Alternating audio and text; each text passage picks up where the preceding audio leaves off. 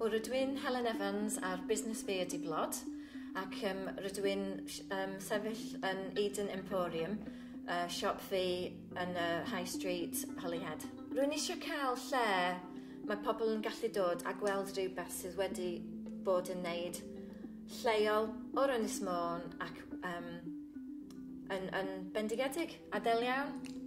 A rhywbeth gwahanol hefyd wedi dechrau pan mae'r ferch fi, Gwen Lliam, wedi dechrau ysgol trwy dydd. Mae gynnu fi syniad yn fy mhen, ond dwi ddim yn siŵr iawn beth i wneud efo fo, so rwy'n mynd i weld ffatri fenter, pwy sydd wedi rhoi helpu fi i dechrau a meddwl amdan busnes plan a pethau fel hyn. Mae gennych chi syniad am busnes, ond ydych chi ddim yn gallu mynd ymlaen. Mae hyn eisiau helpu proffesiynol i helpu meddwl amdan yr cwsmeriad, yr competitors, pethau fel hyn, ac y pres.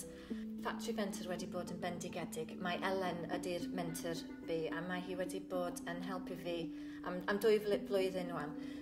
Wedi helpu i dechrau busnes, a rwan pan mae'r busnes wedi dechrau ac yn in motion, mae hi'n helpu fi rwan hefyd. Bob amser rwy'n gallu mynd ar y ffôn a dweud, Helen, beth ti'n meddwl am syniad am hwn? A mae hi'n gallu helpu fi ac meddwl amdan y pethau yn well. Rydw i wedi cael lôn bach o'r ffatri fenter i dechrau busnes, a mae hi'n wedi yn pwysig iawn i dechrau, i prynu y stoc i wneud y pethau gemwaith. Mae'n rhaid i chi cael digon o stoc i dechrau ei busnes a cael collection o pethau.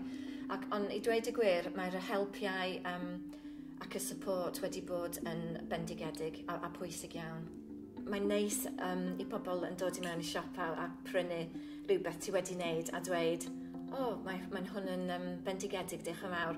So mae hwn yn dda, ochr drwg, does gennych chi ddim paciad o arian bob wythnos. Mae rhaid i chi yn gweithio calad i cael y pres. So rwy'n dweud, mae hwn, mae'n rhaid i chi meddwl amdan bob peth cyn dechrau. Ista lawr ac meddwl amdan y syniad busnes. Mynd i siarad hefo rhywun sydd yn gwybod beth maen nhw'n wneud, rhywun proffesiynol sydd wedi cael busnes o blaen, entrepreneur sydd yn gwybod beth sy'n digwydd yn y farchnad a pethau fel hyn. Ac mynd ymlaen efo'r ei syniad a helpu chdi yn tyfu a mynd i gweithio bob dydd mewn lle braf iawn.